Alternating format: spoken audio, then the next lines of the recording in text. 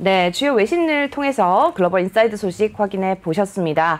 어제도 전해드린 바 있습니다만은 인플레이션에 대한 우려가 또 미국 증시를 좀 압박을 했죠. 네, 그렇습니다. 어제도 잠깐 말씀을 드렸습니다만은 간밤에 인플레이션에 대한 우려가 커졌던 이유는 우리 시간으로 오늘 밤, 그러니까 4월달 소비자 물가 지수가 발표될 예정으로 있습니다. 그런데 3월달에 얼마였는가 하면은 전월 대비 0.2% 그리고 전년 동월 대비 2.6% 상승을 했었거든요. 그런데 4월달에 작년 같은 경우에 전월 대비 마이너스 0.8%를 기록을 했습니다. 그러니까 이번에 0.2%만 전월 대비 오르더라도 결국 소비자 물가가 전년 동월 대비 3.6% 상승하는 그런 결과를 가져올 걸로 이렇게 월가에서는 예상을 하고 있는 겁니다. 그래서 이게 단순히 그렇다면은 이런 기저효과에 따른 물가 상승을 우려하는 거냐?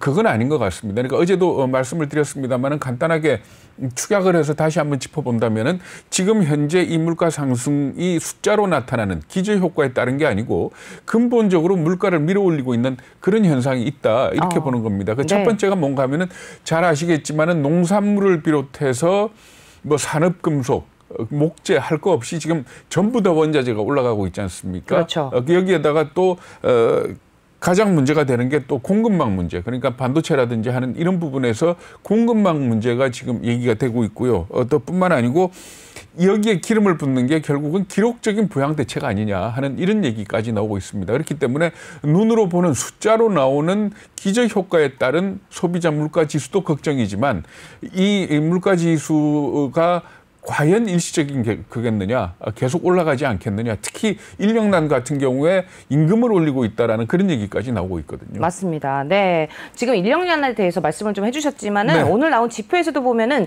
인력 부족을 좀 실감할 수 있는 것 같아요. 네, 그렇습니다. 구인 건수가 발표가 됐는데 3월달 구인 건수가 812만 3천 명으로 집계가 됐습니다. 이게 800만 명을 넘어선 게 이 구인 건수를 집계하기 시작한 이후에 가장 많은 거라고 얘기를 하고 있거든요. 그러니까 그만큼 지금 구인 건수는 많은데 그러면 이 구인 건수만큼 기업들이 채용을 하느냐 여기에 대해서는 전미자영업협회가 조사한 게 있는데 소기업의 44%는 지난달 그러니까 3월이 아니고 4월 달에 44%는 구인을 다 못했다. 그러니까 채용하고 싶은 사람들을 다 채용하지 못했다라고 이렇게 얘기를 하고 있거든요. 그래서 여기서 나온 보도를 하나 볼 것 같으면은 멕시코 체인 레스토랑 같은 경우에는 결국은 시급을 올려줄 수밖에 없다. 그래서 시급을 갖다 올려준 걸로 이렇게 보도가 되고 있습니다. 그러니까 결국은 구인난에 몰리면서 기업들이 임금을 올려주고 이게 장차 인플레이션으로 이어지지 않겠느냐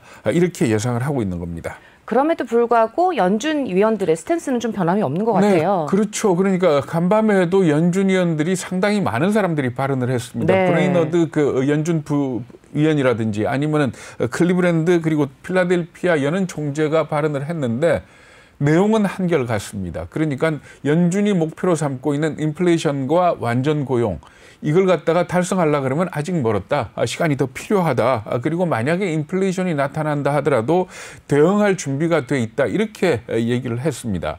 그런데 시장 분위기는 좀 달라지고 있습니다.